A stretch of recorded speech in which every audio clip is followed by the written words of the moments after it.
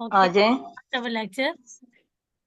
Last time हमने topic किया था अपना काई स्क्वायर के हवाले से, जिसके अंदर हमने उसकी डिफाइन, उसके फार्मूला वगैरह को हमने स्टडी किया था कि काई स्क्वायर है क्या, इसका हम क्यों यूज करते हैं। और मैंने आपसे ये भी कहा था कि आप इसको सिर्फ एक थ्योरी के बेसिस पे आपने इसको याद करना है, इसके फार्मूला वगैरह को, इसके एडवांटेजेस डिसएडवांटेजेस, हम इसको क्यों यूज करते हैं, इसका पर्पस क्या है। उसके अलावा भी हमने इसमें देखा था ऑब्जर्व्ड एंड एक्सपेक्टेड। ठीक है, एक्सपेक्टेड के बारे में देखा था, उसके बारे में मैंने आपसे ये कहा था फ्रीक्वेंसीज के बारे में कि आपने इसको भी सिर्फ थ्योरी बेसिस के लिए करना है। तो आप, आई होप सो कि आपने उसको स्टडी किया होगा। तो आज जो हम इसके न्यूमेरिकल्स करेंगे उसमें आपको फिर आसानी होगी। न्यूमेरिकल्स करने के से पहले हम एक दफा इसका फार्मूला रिवाइज कर लेते हैं। काई स्क्वायर का हमारे पास फार्मूला होता है कुछ इस तरह से, हमारे पास साइन होता है इसका। ठीक है, काई स्क्वायर का is equals to sum O minus E whole का स्क्वायर, विच मीन आपने ऑब्जर्व में से माइनस कर लेना एक्सपेक्टेड। और जो साइन यहाँ पे नजर आ रहा है आपको, इसका मतलब होता है ऑब्जर्व, माइनस ई का मतलब क्या होता है, एक्सपेक्टेड। ऑब्जर्व का मतलब ये होता है कि आप जैसे, आपको अंदाजा हो उस चीज का कि वो चीज हो जाएगी, तो आपने ऑब्जर्व किया हुआ डाटा लेके आपने उस पर कैलकुलेशन की हुई है, तो आपका वो ऑब्जर्व डाटा है। एक्सपेक्टेड का मतलब ये होता है कि किसी चीज को आप एक्सपेक्ट कर लेना कि आया ये चीज होगी या नहीं होगी। तो उस एक्सपेक्टेशन को चेक करने के लिए हम क्या उसे कहते हैं, एक्सपेक्टेड। तो उसका यहाँ साइन आपको डिनोट नजर आ रहा है, वो है ई से, कैपिटल ई। ओ माइनस ई होल का स्क्वायर डिवाइडेड बाय ए। तो नीचे भी हमारा क्या होता है, एक्सपेक्टेड होता है, ऊपर भी हमारा क्या है, एक्सपेक्टेड। ऊपर हमारा क्या है कि ऑब्जर्व्ड में से हम एक्सपेक्टेड को माइनस कर लेते हैं, उसका स्क्वायर ले लेते हैं। लास्ट में हम क्या कर देते हैं, उसी एक्सपेक्टेड के साथ डिवाइड कर देते हैं। ठीक है।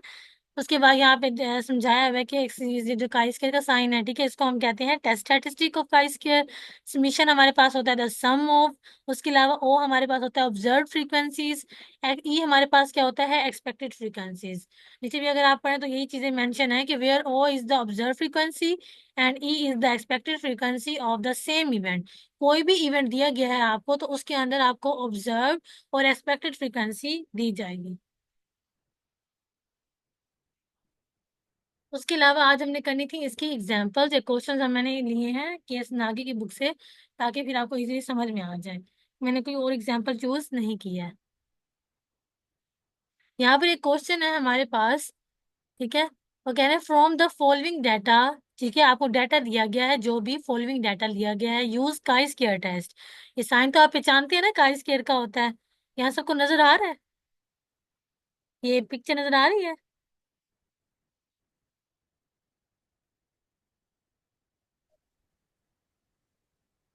ओके।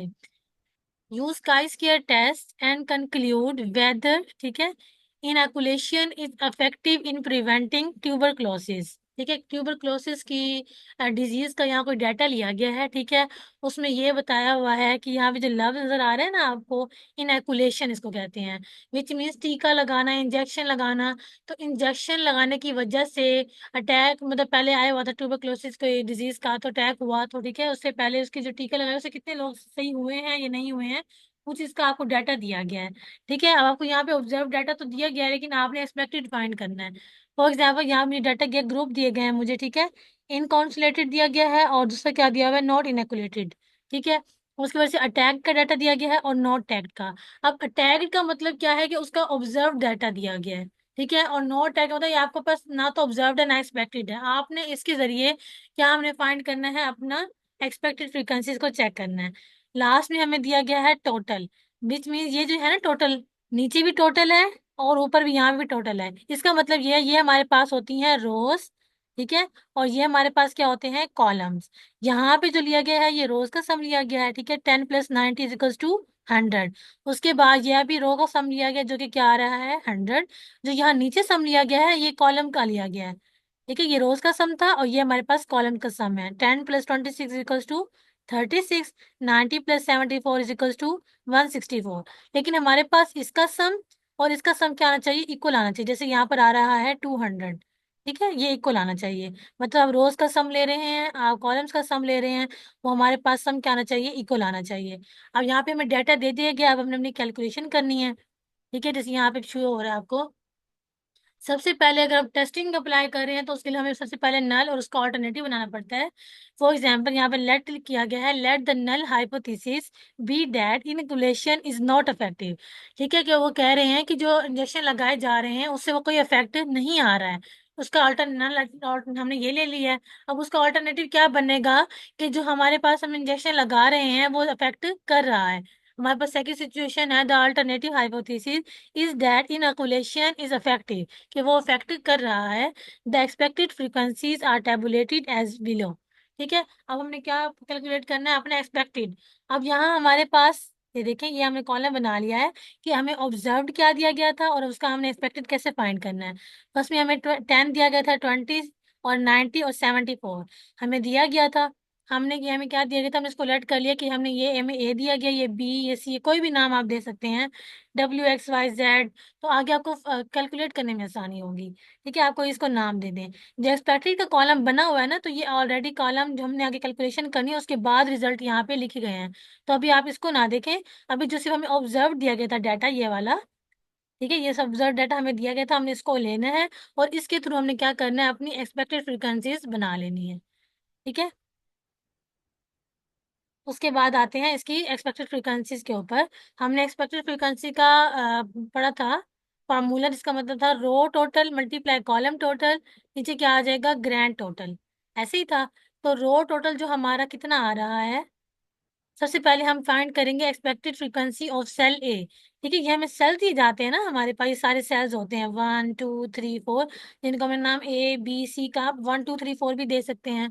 ठीक है, जैसे यहाँ पर मैंने सबसे पहले ए का दिया था, तो मैं सबसे पहले सेल ए की अब मैं एक्सपेक्टेड फ्रीक्वेंसी फाइंड करूंगी। ठीक है, expected frequency of cell A. Formula same है सबके लिए। रो का टोटल मुझे क्या दिया गया था, 100। ठीक है, ये देखें ऐसे लेना है।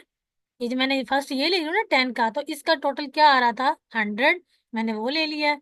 उसके बाद मेरे पास आ रहा है मल्टीप्लाई बाय 36 कॉलम का टोटल। मतलब अगर मैंने ए यूज कर रही हूँ तो मैं उसी के कॉलम का और उसी के रो का मैं सम लूंगी।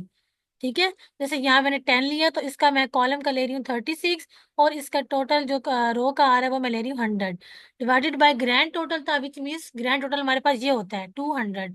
मतलब कॉलम्स और रोज का जो टोटल होता है उसको हम कहते हैं ग्रैंड टोटल। तो ग्रैंड टोटल मेरे पास क्या आ रहा है, 200। अब काई स्क्वायर के अंदर आपको दो फार्मूले याद करने की जरूरत है। एक तो हमारे पास जो हमारा काई स्क्वायर का फार्मूला है, एक तो वो आना चाहिए अच्छी तरीके से। सेकंड हमारे पास जो है ना, एक्सपेक्टेड फ्रीक्वेंसी का आना चाहिए, क्योंकि हमें डाटा के अंदर ऑब्जर्व डाटा तो दिया जाता है, उसके बाद उसकी हमने एक्सपेक्टेड फ्रीक्वेंसी फाइंड करनी होती है। एक्सपेक्टेड फ्रीक्वेंसी हम इसी तरह फाइंड करते हैं जब हमें ये फार्मूला आता होगा, row total plus column total over grand total. अब आपको पता लग गया होगा कि हमने जो डाटा दिया गया था उसका हमने रो टोटल क्यों नहीं फाइंड किया था और कॉलम का टोटल क्यों निकाला था। वो इसीलिए निकाला था क्योंकि हमने एक्सपेक्टेड फ्रीक्वेंसी फाइंड करनी थी। डाटा हमें ऑब्जर्व डाटा दिया गया है, जो उसने खुद एस्टिमेट किया है कि आपका ऑब्जर्व डाटा ये आ रहा है। अब उसके रेफरेंस से हम उसकी एक्सपेक्टेड फ्रीक्वेंसी फाइंड कर रहे हैं। ठीक है, जस्ट क्या करेंगे, 100 मल्टीप्लाई को 36 कर देंगे, फिर जो हमारे पास रिजल्ट आएगा उसको हम डिवाइड कर देंगे 200 के साथ, तो हमारे पास आ जाएगी एक्सपेक्टेड फ्रीक्वेंसी ऑफ सेल ए। ठीक है, तो मेरे पास क्या आ चुकी है, 18। अब हम फाइंड करेंगे expected frequency of cell B.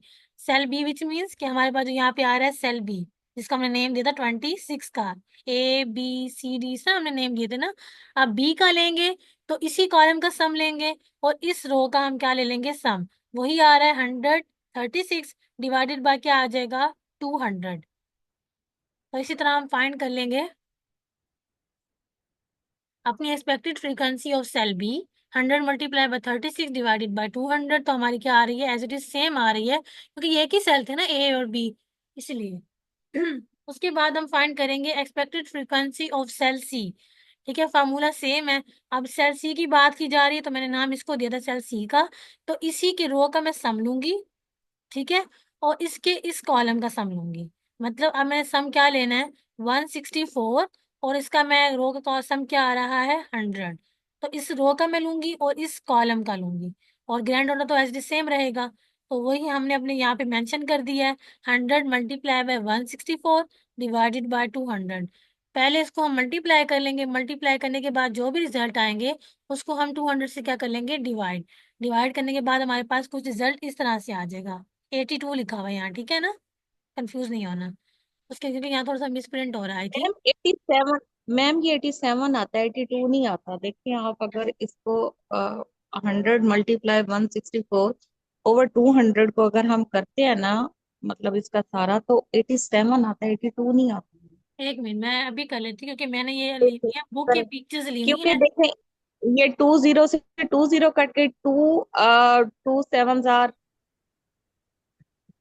14, ma'am वो आएगा 87 आएगा।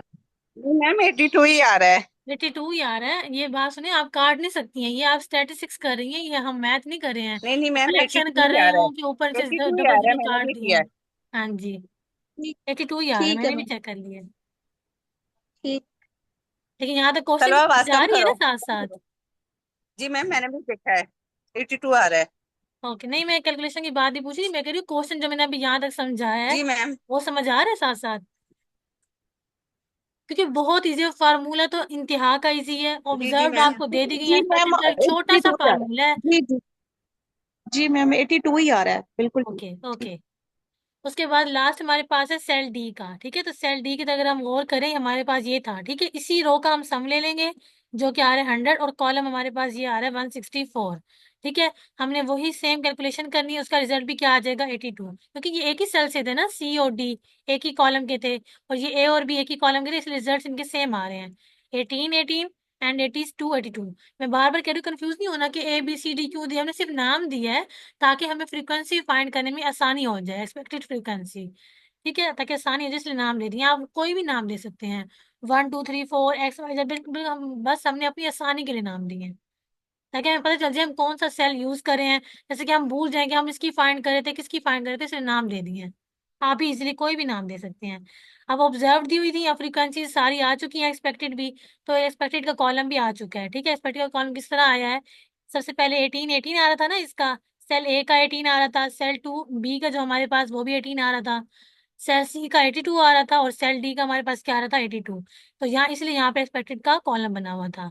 यहाँ तक क्लियर है। ऑब्जर्व दी गई थी, उससे एक्सपेक्टेड फ्रीक्वेंसी हमने कैसे फाइंड की है। नेक्स्ट हम मूव करते हैं आगे की तरफ। यहाँ तक हमारा काम हो चुका है, अब हमारे पास ऑब्जर्व फ्रीक्वेंसीज भी आ चुकी हैं, एक्सपेक्टेड भी आ चुकी हैं। अब हम काम करेंगे अपने काई स्क्वायर के फार्मूले के ऊपर। ठीक है, वो फार्मूला हमारे पास कुछ इस तरह से था। ठीक है, कैसा फार्मूला था, ऑब्जर्व माइनस एक्सपेक्टेड। ठीक है, ऑब्जर्व की जो भी आपके पास आ चुके हैं उसका आपने एक्सपेक्टेड से माइनस कर लेना है, माइनस करने के बाद उनका स्क्वायर लेने के बाद डिवाइड कर देना है उसके एक्सपेक्टेड के साथ। ऐसे ही था ना, ये फार्मूला यहाँ पे नीचे लिखा भी हुआ है। सबसे पहले हमारे पास सेल थे जिसको हमने नाम दिया था ए बी सी डी का। अब हम कैलकुलेशन कर रहे हैं अपनी काई स्क्वायर की, क्योंकि ऑब्जर्व और हमारे पास एक्सपेक्टेड फ्रीक्वेंसीज आ चुकी हैं।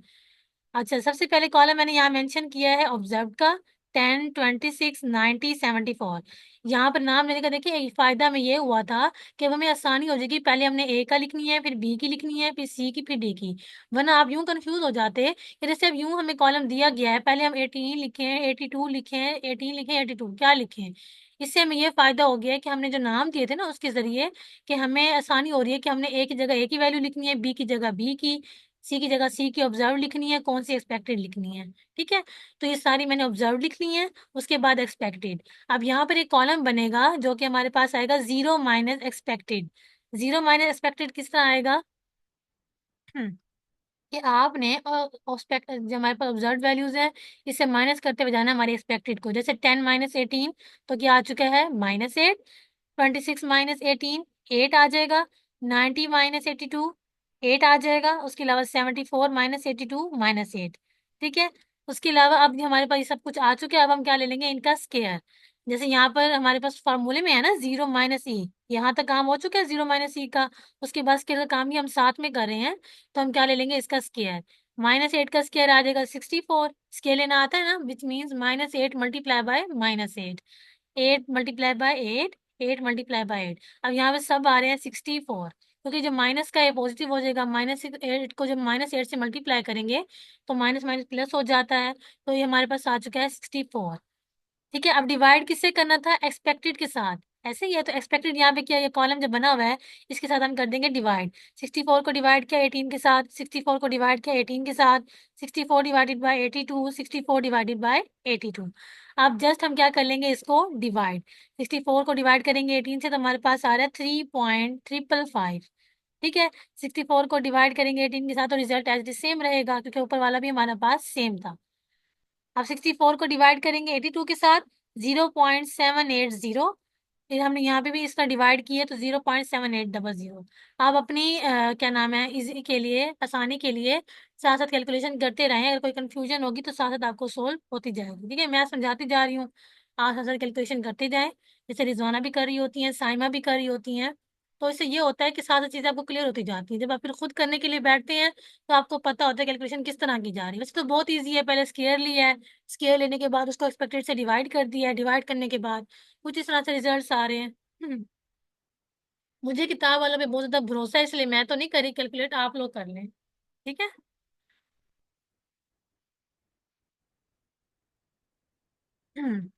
उसके बाद अब क्या करना है, सम करना है। फार्मूला में क्या किया गया था कि आपने 0 माइनस ई कर लिया, ठीक है, ऑब्जर्व माइनस एक्सपेक्टेड कर लिया, उसका स्केयर भी ले लिया, उसको एक्सपेक्टेड से हमने डिवाइड भी कर लिया, सारा काम कर लिया है।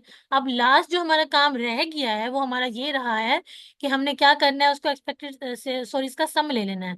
ये जो कॉलम आया ना लास्ट में हमारे पास, ये वाला 3.555, 3.555, 0.780, देन 0.780, इन तमाम वैल्यूज को आपने क्या कर लेना है, ऐड कर लेना है। ऐड करने के बाद आपके पास ये रिजल्ट आएगा 8.67। बेसिकली रिजल्ट हमारा क्या आ चुका है, कैलकुलेशन ऑफ काई स्केयर का हमारे के पास क्या आ चुका है, 8.67। यहाँ तक सबको क्लियर है? Yes ma'am. एक बार फिर मैं रिवाइज कर जितना भी अब तक हमने कर लिया है। सबसे पहले हमने किया है अपना ऑब्जर्व फ्रीक्वेंसीज हमें दी गई थी, उसके बाद हमने उसकी एक्सपेक्टेड फ्रीक्वेंसीज फाइंड की हैं। एक्सपेक्टेड फ्रीक्वेंसीज फाइंड करने के बाद ये किसी का ना उस पर हाथ लग गया है एडिटिंग पर, तो यहाँ पे मार्क नजर आ रहे हैं। ठीक है, तो ऑब्जर्व में से, अच्छा सॉरी, बात कर रहे थे हम कि ऑब्जर्व का डाटा दिया गया था, उससे हमने एक्सपेक्टेड फ्रीक्वेंसीज फाइंड किया है। फर्स्ट हमारा स्टेप जो था वो ये था। अब हमारे पास एक्सपेक्टेड आ चुकी थी, एक्सपेक्टेड फ्रीक्वेंसी का फार्मूला हमें आता था, उसके जरिए हमने एक्सपेक्टेड फ्रीक्वेंसीज फाइंड कर ली हैं। फाइंड करने के बाद हमने क्या किया है, उसके पास हमने उसकी कैलकुलेशन की है काई स्क्वायर की। फार्मूला उसका भी हमें आता था, जो था O minus E divided by E का स्क्वायर। ठीक है, फार्मूला आने के बावजूद अब हमारे पास जरूरत थी सॉरी ऑब्जर्व की और एक्सपेक्टेड फ्रीक्वेंसीज की, वो हमें हमारे पास आ चुकी थी। उसके बाद हमने उसका माइनस किया, स्केयर लिया, स्केयर लेने के बाद डिवाइड कर दिया एक्सपेक्टेड के साथ। फिर जो हमारे रिजल्ट आए उसको हमने क्या ले लिया, सम कर लिया। सम करने के बाद हमारे पास यहाँ पे रिजल्ट आ चुके हैं कैलकुलेशन ऑफ काई स्क्वायर। ठीक है, अब चलते हैं नेक्स्ट स्टेप की तरफ। नेक्स्ट स्टेप हमारे पास क्या है, assuming the H naught is true, test statistic हमारे पास क्या आ चुका है, 8.67। अब हमारे पास नेक्स्ट जो स्टेप होता है वो हमारे पास होता है कि हमने क्या फाइंड करना होता है अपना, सॉरी यहाँ पे अब देखिए हमने फाइंड करना है critical value, which means tabulated value, जो हमारा काइस्ले का टेबल है। ठीक है, उससे हमने अपनी वैल्यू फाइंड करनी है। तो बेसिकली हमारे पास जो है ना काई स्क्वायर टेस्ट, इसीलिए इसके अंदर हम हाइपोथेसिस टेस्ट भी यूज कर रहे हैं। और अगर मैंने आपको कल इसको यूजेस पढ़ाए थे कि किसी ने पढ़े हों, तो उसके अंदर भी मैंने बताया था स्पेशली इसका हम यूज टेस्टिंग के अंदर करते हैं, विच मीन हाइपोथेसिस टेस्टिंग के अंदर। ठीक है, तो हाइपोथेसिस टेस्टिंग तो आपको अच्छे से पता है कि उसके कौन कौन से स्टेप्स हैं। अब हम फाइंड करेंगे उसकी critical value. Critical value find करने के लिए अगर आप अपना माइंड थोड़ा सा वो करें शार्प, तो उसके लिए हमें दो चीजें चाहिए होती हैं। एक तो हमें चाहिए होता है लेवल ऑफ सिग्निफिकेंस, सेकंड हमें चाहिए होता है डिग्री ऑफ फ्रीडम। ऐसे ही था। अब डिग्री ऑफ जी फ्रीडम मैम। फाइंड करने का ना हमारे पास फार्मूला होता है काई स्क्वायर के अंदर, वो होता है सी, हमारे पास R-1 C-1, विच मीन्स आपने रो का सम माइनस करना है, रो का सम लेने के बाद उसका -1 कर लेना है, उसके बाद कॉलम का इज इक्वल्स टू 1। और मैंने last time degree of freedom का टॉपिक पढ़ाया था, तो मैंने आपको बताया था अगर हमारे पास कॉन्टिजेंसी टेबल वो हमारे पास हो ना, 2 × 2 का कॉलम रो हमारे पास टेबल हो, विच मीन्स 2 रोज और 2 ही हमारे पास कॉलम है, ऐसे ही है ना, ये 2 रोज है और 2 ही कॉलम है। तो जब हमारे पास 2 × 2 कॉन्टिजेंसी टेबल होता है तो उसको हम क्या कहते हैं, उसकी डिग्री ऑफ फ्रीडम हमेशा क्या आता है, 1 के इक्वल आता है। बताया था ना मैंने, तो उसके लिए कैलकुलेशन की जरूरत नहीं होती। R-1 फिर भी मैं बता देती हूँ, फार्मूला हमारे पास होता है R-1 multiply by C-1, which means हमारे पास रो कितनी थी, 2, कॉलम भी कितने थे, 2। 2 - 1 करेंगे तो 1 आ जाएगा, 2 - 1 1। तो हमारे पास दोनों में 1 आ चुका है, अब उसको मल्टीप्लाई करना है। 1 मल्टीप्लाई 1 क्या आ जाएगा? 1। तो इसलिए कैलकुलेशन करने की जरूरत नहीं होती, आपने 1 सिंपली माइंड में बिठा लेना है कि अगर हमारा टेबल, कॉन्टिजेंसी टेबल अगर हमारा 2 मल्टीप्लाई बाय 2 का है, तो उसकी ऑलवेज डिग्री ऑफ फ्रीडम क्या आएगा? 1। अब डिग्री ऑफ फ्रीडम मेरे पास 1 आ चुका है, यहाँ पे क्वेश्चन में 1 मुझे लेवल ऑफ सिग्निफिकेंस नहीं दिया गया था, तो मैं खुद से अज्यूम कर लेती हूँ, हमेशा हम अज्यूम करते हैं 5% के लिए, ऐसे ही है, which mean 0.05। The table value of हमने फाइंड कर लेनी है काय स्क्वायर की, हमारे पास लेवल ऑफ सिग्निफिकेंस 0.05 है विद 1 डिग्री ऑफ फ्रीडम। तो हमने टेबल 4 देखना है, हमारे जो केस नागी बुक है ना उसके अंदर टेबल 4 है काई स्क्वायर का। मैंने आपको लास्ट टाइम उसका मैंने पिक भी मैंने आपको भेजी थी और लास्ट लेक्चर के अंदर अटैच थी। उसके अलावा बुक भी जिसके पास है वो एक अच्छी सी पिक बना के ना उसकी वो ग्रुप में शेयर कर सकता है, ठीक है। तो बाकी टेबल देखना आपको आता है कि जहाँ लेवल ऑफ सिग्निफिकेंस ऊपर दिया जाता है, डिग्री ऑफ फ्रीडम साइड पे दिए जाते हैं, वहां आपके पास फर्स्ट जो आता है ना डिग्री ऑफ फ्रीडम वो 1 होगा। 1 के कॉलम में आपने 5% के लिए चेक कर लेना है, तो रिजल्ट हमें दिए हैं 3.84। किसी के पास बुक है इस वक्त?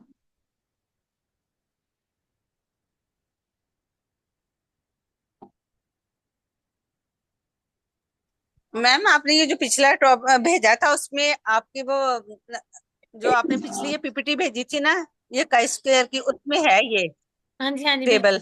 हाँ जी, ऐसी है। मैम चलिए मैं एक दफा ना लास्ट में रिजल्ट है। आ चुके हैं ना, मैं आपको उसी में मैं वो ओपन करके उसमें से समझा देती हूँ एक दफा। रिजल्ट देखिए हमारे पास आ चुके हैं, लेवल ऑफ सिग्निफिकेंस 5% और डिग्री ऑफ फ्रीडम 1। इस चीज को आप माइंड में रखिएगा, मैं पीपीटी ऑन कर लेती हूँ। लास्ट एक्सरसाइज 16 का था तो उसके अंदर है डेफिनेटली,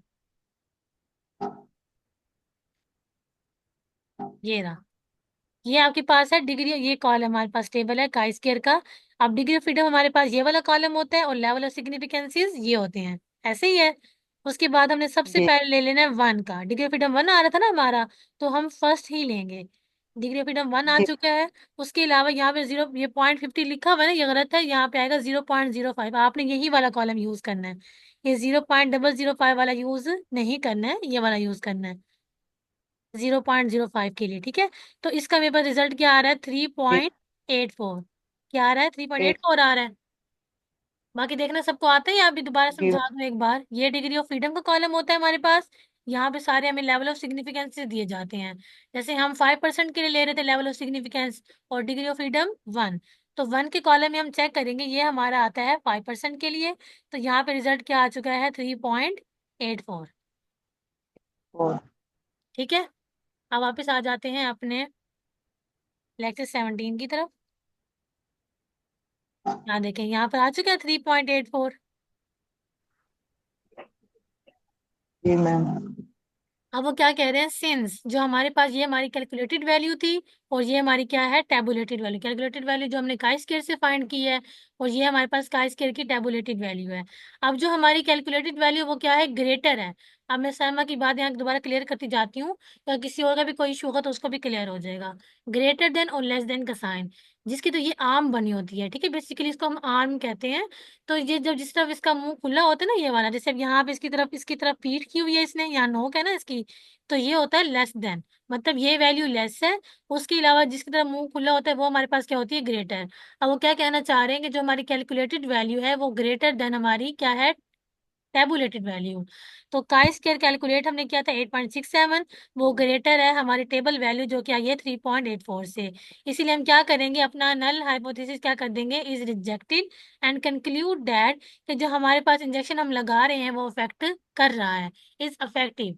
ठीक है, कि हम उसको रिजेक्ट करें तो उसका ऑल्टरनेटिव हम एक्सेप्ट करेंगे ना। तो ऑल्टरनेटिव में ये था कि जो हम इंजेक्शन लगा रहे हैं उससे डिजीज क्या हो रही है? वो कम हो रही है और डिजीज को अफेक्ट कर रहा है।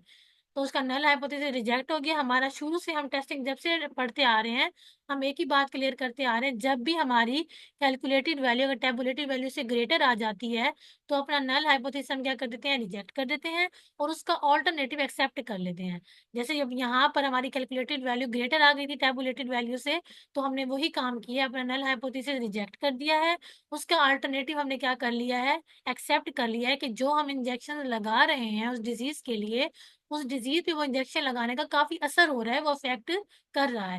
हालांकि हमारा नल हाइपोथेसिस क्या था कि वो अफेक्ट नहीं कर रहा है, और उसका ऑल्टरनेटिव क्या था कि वो अफेक्ट कर रहा है। तो उसका ऑल्टरनेटिव हमने एक्सेप्ट कर लिया, उसका नल हमने क्या कर दिया है? रिजेक्ट कर दिया है। तो यहाँ तक हमारे एग्जाम्पल नंबर 1 जो हमने किया, क्वेश्चन नंबर 1, वो यहाँ तक कंप्लीट हो जाता है। अगर किसी को कोई क्वेश्चन है, कोई क्यूरी है, तो वो पहले पूछ ले।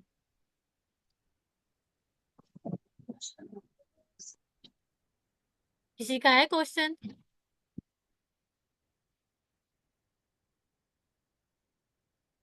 मैम जी मेरा है टी टेस्ट जो है स्टैटिस्टिक का, बहुत पीछे।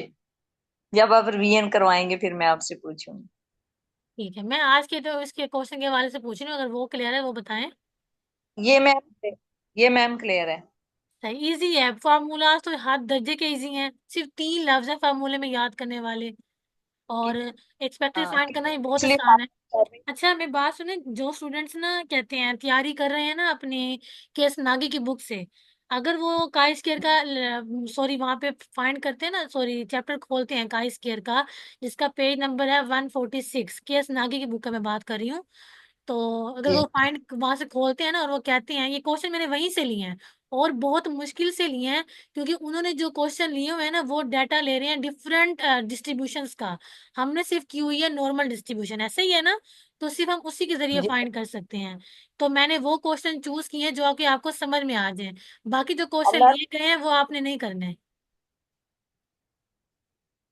जी मैम जी ठीक है। क्योंकि उसके मैम जी अंदर ना वो इनका बायनोमियल डिस्ट्रीब्यूशन ले रहे हैं, पाइसोन डिस्ट्रीब्यूशन ले रहे हैं, उसके लेके ना क्या नाम है, स्टेप्स वगैरह लेकर उससे कैलकुलेशन कर रहे हैं। तो वो फिर काफी मुश्किल हो जाएगा, आपको समझ नहीं आएगा कि ये कौन सा फार्मूला लगा है, हालांकि वो बायनोमियल का लगा रहे हैं, पाइसोन डिस्ट्रीब्यूशन, लेकिन वो हमारे सिलेबस में ही नहीं है, तो उसको फिर हम स्टडी नहीं करेंगे। ठीक है। मैम जी इसी वजह से जो यूनि में पढ़ाते हैं ना, यानी हमारे वाली में तो वो सिंपल सिंपल पढ़ाते हैं और पेपर भी सिंपल में से ही आता है। हाँ जी, ऐसे ही है। मैं वही कह रही हूँ, बात कर रही हूँ कि मैंने सिर्फ आपका सिलेबस देखना है, उससे मुताबिक मैंने कवर करवाना है। ठीक है ना। तो ज्यादा अगर चीजों में पढ़ जाएंगे तो वो चीजें आउट ऑफ माइंड हो जाएंगी, समझ नहीं आएंगी।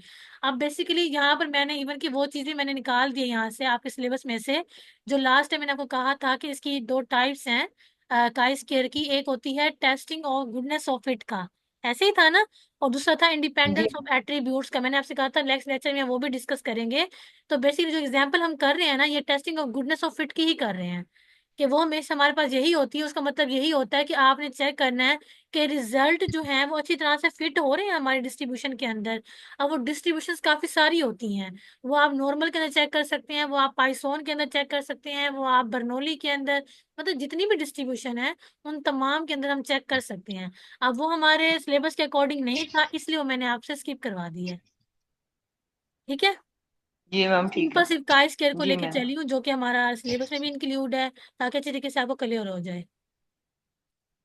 अच्छा, इसके अलावा ना एक नेक्स्ट एग्जाम्पल भी मैंने यहाँ पर ऐड की है, एग्जाम्पल नंबर 2, वो सेम ऐसी ही है। ठीक है, यहाँ मैं आपको दिखाती हूँ। जी मैम देखिए। ये देखें, ये आपको 12.4 मैंने एग्जाम्पल करवाई है अभी, और 12.5 भी एज इट इज सेम है। ठीक है, वही चीज ली गई है सेम। अब यहाँ पर क्या है कि आपको डाटा दे दिया गया, वही आपने नल हाइपोथेसिस बनाने हैं, उसी तरह ही आपने उसकी एक्सपेक्टेड फ्रीक्वेंसीज फाइंड कर लेनी है। ठीक है। अब यहाँ पर थोड़ा सा ना डिफिकल्ट है कि आपको यहाँ पर 2 × 3 का आपको कॉन्टिजेंसी टेबल दिया गया है। वहां पे 2 × 2 था ना, विच मीन्स आपको 2 रोज और 2 कॉलम दिए गए थे। अब यहाँ पे थोड़ा सा एडिशन हुआ है, यहाँ पर आपको 2 × 3 विच मीन्स आपके पास 2 रोज है और 3 कॉलम्स हैं। ये देखें, ये 2 rows first row and second row, अब कॉलम आपके पास 3 है, 1 2 3। ठीक है। बस डाटा में क्या हुआ है, इंक्रीज हुआ है। उसके बाद आपने उसी तरह सेम आपने इसको नेम असाइन कर देने हैं। नेम असाइन करने के बाद आप इसकी क्या कर लेंगे, एक्सपेक्टेड फ्रीक्वेंसी। अब यहाँ अगर आप नेम असाइन नहीं भी करेंगे तो आप इसको नाम दे दें E1 का, E2, E3, E4, E5 and E6, या आप इसको नाम सेम पहले की तरह दे सकते हैं, ABCDEF का। ठीक है, तो आपको आसानी हो जाएगी फाइंड करने में। बाकी बाकी सारा कुछ सेम रहेगा, उसी तरह आपने एक्सपेक्टेड फ्रीक्वेंसी फाइंड कर लेनी है। एक्सपेक्टेड फ्रीक्वेंसी आ जाएगी, सारी आपको ऑब्जर्व दी गई है। क्या दे दिया कि डाटा आपको ऑब्जर्व का दिया है। हमेशा जो भी डाटा आपको दिया जाएगा, हमेशा आपको ऑब्जर्व फ्रीक्वेंसी दी जाएंगी, उसी के जरिए आपने क्या फाइंड कर लेनी है, एक्सपेक्टेड फ्रीक्वेंसी फाइंड कर लेनी है। ठीक है, ये आप करके देख लीजिएगा। अगर कुछ समझ ना आए तो फिर मैं आपको कल से लेक्चर में दोबारा डिस्कस कर दूंगी, वरना जो आज का ये हमारा लेक्चर था ना, टॉपिक सॉरी यूनिट हमारा का स्केयर का, वो यहीं पे एंड हो जाता है। ठीक है, मैं आपको यहाँ थोड़ा सा डिस्कस कर देती हूँ ताकि उसकी इंटरप्रिटेशन मैं आपको समझा दूँ। ऑब्जर्व फ्रिक्वेंसीज आपको दे दी गई थी, आपको फार्मूला एक्सपेक्टेड कहा था, आपने ये एक्सपेक्टेड फ्रिक्वेंसी आपकी आ गई है। ठीक है, ये सारी ये ऑब्जर्व दी गई थी, एक्सपेक्टेड हमने फाइंड कर ली है। अब हमने क्या करना है, इसका माइनस कर लेना है। माइनस करने के बाद हमारे पास कुछ इस तरह से रिजल्ट आ जाएंगे। जो रिजल्ट आएंगे उनका हमने क्या ले लेना है, स्केयर। स्केयर लेने के बाद हम क्या करेंगे, डिवाइड कर देंगे उसको एक्सपेक्टेड के कॉलम के साथ। डिवाइड करने के बाद कुछ इस तरह से रिजल्ट आ जाएंगे, उन सब का हम क्या ले लेते हैं, सम ले लेते हैं। ऐसे ही है ना।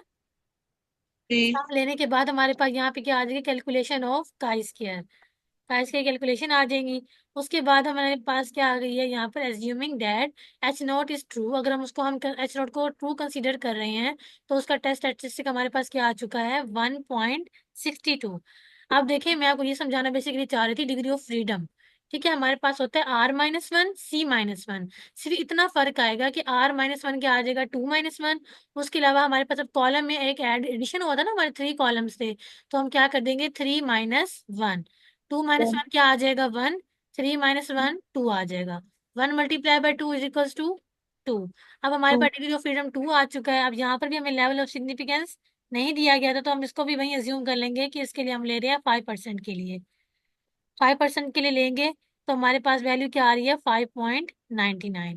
ठीक है, तो किस तरह चेक करेंगे, जैसे मैंने आपको पहले दिखाया था टेबल। इधर हमारे पास डिग्री ऑफ फ्रीडम थे और इस साइड में हमारे पास ऊपर क्या थे, लेवल ऑफ सिग्निफिकेंसेस थे। ठीक है, तो 5% के लिए आप चेक कर लेंगे डिग्री ऑफ फ्रीडम 2। वैसे ही चेक कर लेंगे मैम तो ये हमारे पास, टेबल मिल जाएगा? आपने लास्ट टाइम भी बताया तो था कि ये टेबल होता है, मतलब उस टेबल को मैम लिया तो नहीं है अभी, क्योंकि आपने इधर शेयर किया हुआ था। तो वो पास रखना पड़ेगा, तभी हमें पता चलेगा कि हाँ ये जी, देखिए अब हमने जितने भी, अब बायोस्टैटिस्टिक्स का ना जो हमारा सिलेबस है वो ओवरऑल खत्म हो गया है। आपने ना 3 टेबल लेके जाने हैं पेपर्स में। एक हमारे पास होता है टी डिस्ट्रीब्यूशन का, एक जी डिस्ट्रीब्यूशन, और एक काई स्क्वायर डिस्ट्रीब्यूशन का। उन तीनों को आपने एक एक पेज में प्रिंट करवा लेना है। प्रिंट करवाने के बाद उसको स्टेपलर कर लेना है। वो 3 पेज आपके इकट्ठे हो जाएंगे, वो इजीली आप पेपर में लेके जा सकते हैं और यूज भी कर सकते हैं।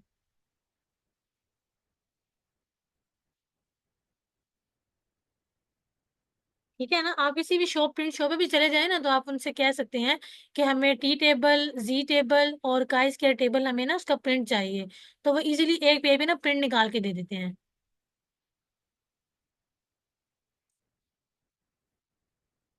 ओके रिजवाना। जी मैम। मैम अच्छा, ये हो सकता है कि अगर गूगल से डाउनलोड करके तो प्रिंट निकलवा लें, या फिर वो भी शॉप इजीली, से? मैं आपको ये बता रही हूँ, अगर किसी कोई नहीं निकाल सकता है तो वो अगर शॉप पे चला जाए ना, किसी भी कंप्यूटर शॉप पर, उनको भी कह देना तो वो भी हम्म। निकाल देते हैं। वो डायरेक्ट फिर आपको प्रिंट ठीक ही है। निकाल देते हैं। ठीक है, थैंक यू। जी, उसके बाद हमारे पास कैलकुलेटेड वैल्यू ये आ चुकी है और टेबुलेटेड वैल्यू ये आ चुकी है।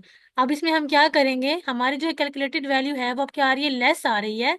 अब यहाँ पे अगर साइन की तरफ गौर करें तो अब इसकी तरफ मुंह खुला हुआ है, उसकी तरफ पीठ की हुई है, विच मीन्स हमारा जो कैलकुलेटेड वैल्यू है वो लेस देन है हमारी टेबुलेटेड वैल्यू से, क्योंकि टेबुलेटेड वैल्यू तो 5.99 आ रही है और ये हमारे पास क्या आ रही है, 1.62। तो वो हमारा क्या हो चुका है, लेस हो चुका है। इसलिए हम क्या करेंगे, इसके अंदर अपना नल हाइपोथेसिस एक्सेप्ट कर लेंगे और अपना ऑल्टरनेटिव क्या कर देंगे, रिजेक्ट कर देंगे। क्यों, वजह ये है कि हमारे पास कैलकुलेटेड वैल्यू जो है वो लेस आ रही है हमारी टेबुलेटेड वैल्यू से। अगर वो ग्रेटर होती फिर हम करते हैं नल हाइपोथेसिस को एक्सेप्ट कर लेते हैं, सॉरी रिजेक्ट कर देते हैं और उसका ऑल्टरनेटिव एक्सेप्ट कर लेते हैं। अब यहाँ पे लेस आ रहा है तो हम क्या करेंगे, अपना नल हाइपोथेसिस एक्सेप्ट कर लेंगे। ठीक है, जिसकी कंक्लूजन क्या है कि जो क्वेश्चन हमें दिया गया था कि ड्रग जो है is not better than sugar pills. ठीक है, वो बेटर नहीं है शुगर पिल से ज्यादा। ठीक है, ड्रग, उसका हमने चेक करना था, एस्टिमेट करना था, उसके लिए काई स्क्वायर को हमने यूज करना था। अब एग्जांपल्स कर लेंगे आप दोनों, जो एग्जांपल मैंने आपको आज समझाई हैं।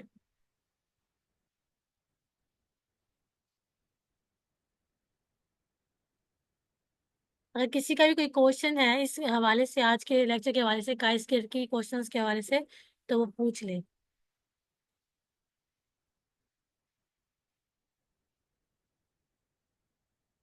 नहीं है किसी का क्वेश्चन?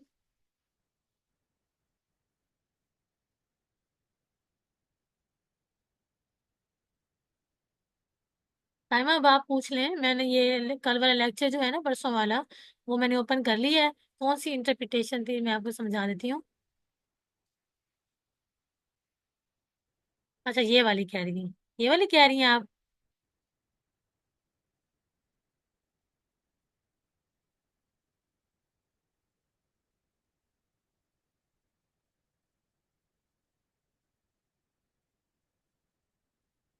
इंटरप्रिटेशन में वो ये कह रहे हैं कि the degree of freedom affects the shape of the chi square distribution. वो कह रहे हैं जो हम काई स्क्वायर की शेप बनाते हैं, डिस्ट्रीब्यूशन की शेप बनाते हैं, अगर उसको हम चेक करें तो उस पर क्या अफेक्ट करता है degree of freedom. Degree of freedom कैसे अफेक्ट करता है, जैसे अभी हमने क्वेश्चन किया है, ए के अंदर हमारा डिग्री ऑफ फ्रीडम आ रहा था 1, ए के अंदर हमारा आ रहा था 2। इसी तरह हम कोई और क्वेश्चन करेंगे, उसमें 3 भी आ जाता है, 4 भी आ जाता है, तो ये डिग्री ऑफ फ्रीडम जो होता है ना, वो हमारी जो शेप है स्काई स्केल डिस्ट्रीब्यूशन की शेप को काफी अफेक्ट करता है। मतलब कभी वो 1 आ रही, कभी वो 2, कभी 3, 4, 5, डिग्री ऑफ फ्रीडम कुछ भी आ सकता है, तो वो अफेक्ट करता है हमारी काई स्केल डिस्ट्रीब्यूशन की शेप को, which is turn affects the interpretation of the test result. और बेसिकली फिर वो हमारे जो टेस्ट रिजल्ट्स आते हैं उनकी इंटरप्रिटेशन को भी क्या करता है, अफेक्ट करता है। जैसे टेस्ट स्टैटिस्टिक हम फाइंड करते हैं अपनी कैलकुलेटेड वैल्यू, तो उसको अफेक्ट करता है ना। जैसे मतलब हमें इस चीज का वो होता है कि डिग्री ऑफ फ्रीडम हमारी, हम अपनी टेबुलेटेड वैल्यू चेक कर रहे हैं, उसके अंदर भी काफी इफेक्ट आता है। अब ये तो नहीं है ना कि एक ही हम टेबुलेटेड वैल्यू ले रहे हैं, उसको कंपैरिजन करें टेस्ट स्टैटिस्टिक्स के साथ, ऐसा नहीं होता है। हम डिफरेंट ले रहे होते हैं। कभी हमारी डिग्री ऑफ फ्रीडम 2 आ रहा है तो टेबुलेटेड वैल्यू हमारी चेंज हो जाती है, अगर डिग्री ऑफ फ्रीडम 3 आ रहा है तो हमारी टेबुलेटेड वैल्यू चेंज हो जाती है। तो ऐसा